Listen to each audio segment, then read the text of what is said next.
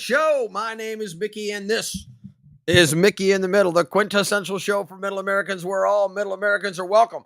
It doesn't matter where you've been, doesn't matter where you go. It just matters that you're here right now with the rest of the Middle Americans that want to be game changers in their neighborhoods and their states and in the nation. We are the 60% of the people that are in the middle that consider ourselves in the middle. And we're not too crazy left. We're not too crazy right. We have some things we like on the right. We have some things we like on the left. But the whole idea is that uh, if we stick together, we can move the country in the direction that we want to, right? We all want to have good social programs. We want to have good social programs. We want to have uh, physical responsibility in Washington. We want to have the good rules. We want to have the ability to have a little bit of influence on our politicians at the local level, at the state level, and up in Washington. It's easy. This is not hard. It's not rocket science. And today we're going to be talking about the accumulation of wealth, because a lot of people in the United States think that it's bad. And I blame this on our school system because they keep teaching everybody that capitalism is wrong and that we are all in this together. And we are all in this together. But how we get to where we want to go is actually through the accumulation of wealth. And I've got a lot to say about that. I get my notes here. I'm not going to be able to read them right here, but they're the notes. And anyway, I want to talk about that. So let's go ahead and get to the show right away. Let's do our standard. This is the Constitution of the United States. The people of the United States, in order to ensure domestic tranquility. I love that. Let's do domestic tranquility, shall we? The current population is 8,261,938,199 people on the planet that you're sharing it with. And in the United States, there are holy smokes, 348,068,084 of us in the world debt clock. We are in debt up to our eyeballs, $38 trillion. Isn't that the craziest thing ever? We are $38 trillion in debt, and that is insanity. So, all right. So, let's talk about the show. Let's talk about the accumulation of wealth that so many people are opposed to. So, the entire United States of America was built on the accumulation of wealth.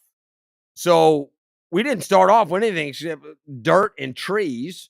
When the Pilgrims came over, they didn't have anything except a pot to piss in. They had a lot of attitude, and they landed and they were like, hey, we need to build some houses, and we need to collect some food, and we need to figure out how we're going to take this land of opportunity and make it into a land of opportunity, because they didn't have shit when they showed up. They didn't have nothing. So ever since then, people have been accumulating wealth in the United States of America, and some people have done it better than others. And there's a big disparity now in the super, super rich and the super, super poor. We all know that, right? The Elon Musks of the world, the Trumps, they have billions of dollars. There's a whole class of multi-billionaires and 100 billionaires, and some of them are approaching a trillionaire. I think that Elon Musk's pay proposal package is, if his companies reach the goals that they're intended, will make him the first trillionaire wholly owned. Now, I'm not talking about countries like the country of Saudi Arabia has trillions of dollars. I mean, trillions of dollars. I mean, they got more money than they have sand. And if you've ever been to Saudi Arabia, you know they got a shitload of sand. So anyway, what I want to do is I want to talk about the accumulation of wealth from a historical perspective, and then what it has gotten us throughout the ages. Because the accumulation of wealth started at the beginning of time. And if you think about all the great dynasties that have ever been in existence of the world, it was all because they accumulated wealth. Now, how some of them did it was bad, not good, like Genghis Khan. Genghis Khan started off as a young person, and he said, you know what, I'm just going to start killing people and enslaving people until I have the entire world. And so that's what he started doing. He started killing people and recruiting other people to kill people. And then they had the hordes, and then they would go around, they would just kill and enslave everybody that And they would kill everybody they didn't like, and they would keep all the hot chicks to themselves, and that's the way they did. But the Romans did it, the Egyptians did it, uh, the Chinese did it, the Japanese did it. So all of the kings and queens in England and France and in Germany, that's what they did. They accumulated wealth by hook or by crook. Some of them were good, some of them were bad, some of them were real bad. And but the whole idea was through the accumulation of wealth, they could build things. So they could build castles and empires and uh, go out and do whatever they wanted to do. But that's how they built. Now, human beings are innovators and they figure out the next best thing. And that is how we got houses. And that's how we got plumbing. And that's how we got everything that we have today, from computers to uh, tools to 3D printing machines. People figure out the next best thing in order to do the next best thing, because that's why we're not living in huts and in caves, and why we have stoves instead of cooking outdoors on fire. This is why we have domestic uh, food production, as in, hey, we can grow so much grain, we can grow so much corn, so much rice. We raise fish, we raise seafood. We have figured out industrial farming to the point where a single human being can go out and do bushels and bushels and acres of farming by themselves with the proper equipment. Now, that doesn't happen from people that don't have any wealth. You just don't go out and buy a John Deere tractor if you don't have anything. You got to have some money in order to go buy a John Deere tractor. You got to be able to have money in order to build an airplane. You got to be able to have money in order to do the things that we've done in order to expand this. And everybody's poo-pooing the rich people, the people that have got money. They're like, oh, they have too much. So I'm going to go to my notes so I don't see anything, so I don't miss anything, right? So the problem that we have today is people don't understand what it takes in order to build something. Let's say that you want to go build a house. Well, it takes an incredible amount of resources in order to build a house. It takes time, effort, energy. It takes some money. Somebody's got to go out there and make all the bricks. Somebody's got to go cut down all the logs. Somebody's got to go assemble all of that stuff. That takes time, effort, and energy. And that's what wealth is. Wealth is the accumulation of time, effort, and energy so that you have something that you can now negotiate with. It's something of value. So the more valuable something becomes, then the more you can do with that. So nowadays, the idea that if somebody wants to get into business, they're the enemy is ridiculous. Because if you want to go start a business, you can go start a business, but then you have to have the workers in order to work the business. So when all of the workers say that they hate the businesses, they're hating the people that employ them.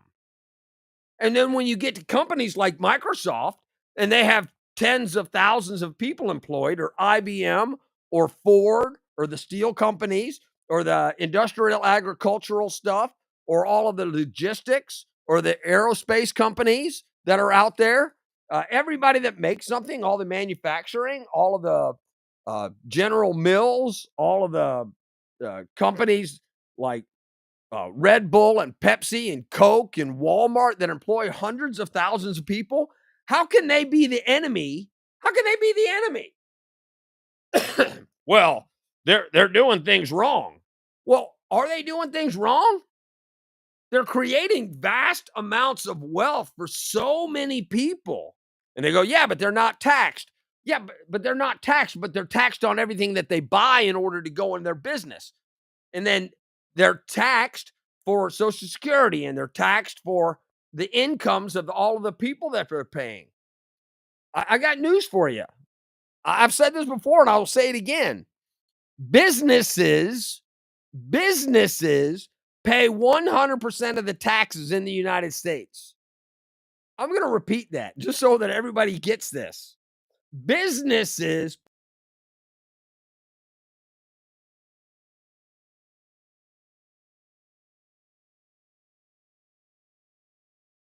pay somebody else pays taxes. They got to get their taxes from somebody else. They're either in business for themselves and are paying taxes as income to themselves, right? So a business creates wealth. They pay employees. They pay the people that started it. They pay the owners. They pay everything. Then they pay taxes on the goods. They collect taxes for the government, from sales tax to excise taxes to tariffs and the whole nine yards. So let's be clear about who's paying the taxes around here. If you work for somebody, you are getting money from somebody, from a business, and then you pay your taxes out of the money that they give you. Because if you didn't have a job, you wouldn't have any money, and then you wouldn't have any money, so you didn't have to pay any taxes. That's why employment is good. And that's why you say, hey, we need to tax businesses on their profits. Yeah, you can do that a little bit. But uh, if you make that tax too high, then they're going to pass that tax on to the consumer. And then the consumer pays those taxes because because businesses are not going to eat those taxes. The way that a business works, for those of you who do not know, the way that a business works is, if I'm going to make this fake news button right here, I figure everything that goes into making that, my time, the effort, the energy, the raw materials, how much is going to cost me to package it, how much it's going to be to ship it, and the whole nine yards. And then when I take that number, I add my profit that I want to make on top of that. And if consumers decide to pay that amount of money, they buy this, and then I have made all of my money back from what went into this, and I've made my profit. If consumers don't buy that, then all of a sudden you don't sell the product. So now you're stuck holding this fake news button. Let's try it. Fake news, fake news, fake news. I love that. So somebody sent me this for Christmas last year or the year before, and I love it. So you are fake news. Okay, you fake news. There you go. So everything that goes in this, including the taxes, and then the profit is determined by the CEOs, the CFO, and all the people that are in charge of the business. And that's how you know how much something's going to be and how much profit they're going to make. If people decide not to buy it, they make no profit.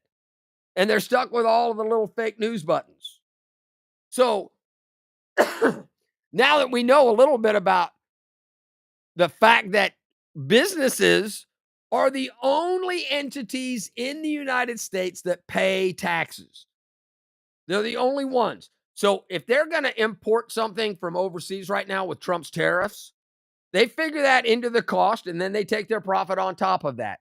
Businesses are going to make their profit if consumers buy their goods. It doesn't matter whether it's a car, a computer, a fake news button, a hamburger, or a chicken from Jesus Chicken, Chick-fil-A. It doesn't matter. You have to understand. Please tell your children, tell all of the people that you know, that the only people that really pay taxes in the United States of America are businesses. They pay 100% of the taxes in America. See, the government doesn't make any money. They got to get money from somewhere else. Sure, they can make some money from TSA. TSA said, hey, if you don't have real ID, we're going to charge you $40. They can charge you money through the court system by fining you. You can get speeding tickets and you pay the government that way. But the government is not in the business of making money. So the way that they get money is they collect money from everybody else. So the government is operating only from the goodwill of the businesses that are in existence in the United States of America. Because if I don't make any income, I can't pay income tax to the government. If I don't sell anything, I can't pay sales tax to the government. If I don't do anything that requires money to go to the government, then the government has no money. And all of those funds are generated from a business. And this is the failure of people in the United States. They go, the rich have too much. Yeah, because they've accumulated wealth. They just didn't poop it. They didn't poop it. Right? So some kids get money from their parents. Okay, whatever. Who cares? Right? Their parents have money. They give it to their kids when they die. Okay, so it doesn't change the fact that that wealth was accumulated by someone and it stays inside of that family as a profit from a business. And the amount of good that businesses have done in the United States of America and throughout the world cannot be understated, cannot be overstated, because everything that's in the world was created by somebody and sold to somebody else. Unless you create it yourself, unless you make it yourself, and you get the raw materials out of the ground and you manufacture them and you make a thing and then you build it. Let's say you're going to go build a house. If you go into the woods and you cut down trees and then you build your house, that's taking natural resources and creating wealth through a system in order to create value in a thing. So now you have value, but that's the only time. The rest of the time, the computers that you use, I'm 3D printing a game right now that I created. I created a game, so I had to make the game, and originally it was made out of wood and hardboard, and I had a laser, so I had to go get a laser, and I had to go get wood, and I had to cut the wood, then I had to assemble the game, and now I have something of value, but I still had to go get the natural resources. That means that I went and paid taxes when I accumulated the resources. Then I took my time, effort, and energy to make this game, and then it was too expensive, and nobody was going to buy it for what I was going to have in it. So I decided to do it in 3D, but I still had to go get more natural resources. I had to invest time, effort, and energy. And people go, hey, you're in a small business, so you should be rich. No, that's not the way it works, because all small businesses start with zero. Then somebody has to take money and they have to put it in there. That money comes from previously created value. And because you have previously created value, now you can take that value and you can put it into something else. So, with that being said, why am I talking about this? Well, I'm talking about this because people don't understand where the world came from. The world came from businesses finding a better thing, whether it's in the pharmaceutical industry, whether it's in the food industry, the logistics industry, the aerospace industry, the housing markets. People have taken this and they've created the entire world around you. Black Friday was incredible this year because businesses opened up the day after Thanksgiving for people to go and shop where businesses had goods available to the rest of the world because those businesses hired people and paid the people to create goods. And there's a great big huge circle so that when people say that businesses are bad, they have no idea what the hell they're talking about. They're like, Best Buy has too much money. Home Depot has too much money. Sears has too much money. All the people that put this together have too much money. Well, yeah, because that's the way the system works. Poor people don't contribute much to society. They sit around and have these great ideas, and these great ideas die on the side of the road because they can't do anything with them. I I started a couple of years ago. I started a couple of businesses, and those businesses went okay, but eventually I lost kind of interest in them, and I said, you know what, I'm just not going to do this right now. I was in the military. I was deploying a lot. So I created a financial and insurance business at one time where I was helping people sort through their bills and figure out a better way to live their life. So I was in the financial industry. I helped start a school here in Arkansas as a small business. So it was a private school that did green and black belt training. If you know anything about Six Sigma, it was one of those things. Uh, I was in the construction business, best builders ever. During the housing market crash, that was not good. Lost a lot of money there. So I know what it takes in order to be in business. But what prompted this conversation today was the number of people that I've seen online when I've been starting my two new businesses, which is Flick Killer, the greatest board game in history. It will be out right after the new year, available to the general public. I've got my design down, so Flick Killer is coming, and the Poker Run app, which is going to be taking over nationwide early next year. Uh, but when I go and create a business, I look online and I'm researching things and I run into people. It's amazing to me how many people don't know how to create wealth and how many people don't know how to start a business. And earlier today, I read uh, somebody put on there, "Hey, I'm 61. I'm about or 62. I'm about to turn 63." And I was like, "Hey, that's the same age I am." And the person went, "I'm going to buy a 3D printer and I need to know how to make money with it." Well, you just don't do that. You just don't start creating wealth. It's like having a hammer. If you have a hammer, then the hammer can sit in a toolbox. Just because you have a hammer doesn't mean that you're going to make money. But the people that take the hammer and they build a house with it, or they build some type of furniture with it, or they could build anything with it. They could build a bridge. They could build anything with a hammer.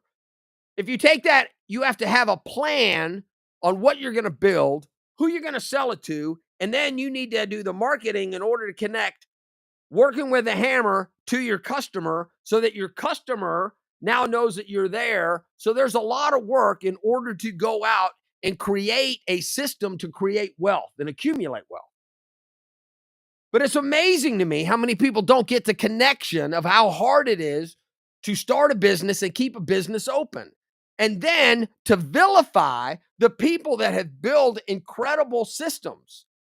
So, like the Walton family, less than 100 years ago, Sam Walton came out and he started with one general store in Arkansas. And the next thing you know, they're the largest company in the world because he understood a couple of things. Number one, you got to have the right goods at the right time at the right price. And people vilify large companies all the time, but they don't understand what it took to create that company. You can't pay your employees too much because if you pay your employees too much, then all of a sudden you can't make enough money and your prices can't be good enough where you can keep the people employed. If you don't pay your people enough, then they got to leave. They're going to leave to go find better jobs. So what we do is we create this false narrative that businesses are ripping off people. The job that you're in, do you know that you can quit the job you're in right now if you don't like it and go find another job? But there's not enough jobs out there and I have job security. Yeah, I know. Then go create your own job. Be an entrepreneur. Go figure out a way to go do this. Because big things don't happen until the little things happen. You can't build a 100-story skyscraper that takes the accumulation of wealth. So when somebody goes into New York and they go, "Hey, look here, I want to build the tallest building in the world," you have to have accumulated wealth to do that. Everybody's bitching about Elon Musk and about how much money Elon Musk has. And they're like, "It's not fair. Tax the rich. The poor people have nothing." Well, the poor people aren't going to do shit with the money. You take all Elon Musk wealth and you distribute it among the poor people, and you know what gets built tomorrow? Nothing. Nothing. If we take all of the wealth that's in the world and we evenly distribute it to all of the poor people and all the lower middle income people, you know what gets built tomorrow? Nothing, because they don't know how. Elon Musk has built a space company, rockets that cost millions of dollars. He's shooting them off into space, and he's feeding the people on the space lab or whatever the heck, the International Space Station. And he's starting an internet company that's all satellites in space. And he's created electric car company and a boring company and a Neuralink company. You know why? Because he had the vision and the accumulation of wealth to do that. If you take Elon Musk's wealth away from him, now all of a sudden he doesn't have the resources to go build the next big thing that Elon Musk is going to build. But you don't get cruise lines that cost $1 billion to build a ship. You don't get a cruise line. You don't have a network like Google that has thousands of servers all over the United States of America and around the world. You don't get the Amazons of the world unless you can accumulate wealth. And then people are bitching because people have accumulated wealth and they go, they have too much. Yeah, but what are they doing with it? They're building the world. I need everybody to understand this. I need everybody to share this with their friends because without the accumulation of wealth and the people accumulating this wealth, they can't build the big, huge things that they're building. Now, the United States of America and all the countries, that's how they started. They had to accumulate wealth. So it doesn't matter whether you're in Russia or whether you're in France or Germany or Portugal or Spain or Venezuela or Chile or Cuba or Argentina or wherever.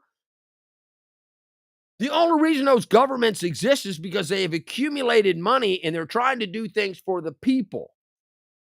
But the one thing that the governments cannot do for the people is they cannot innovate and move forward and make the people better because once you have a single player system, it becomes stagnant because there's no incentive to make the place better.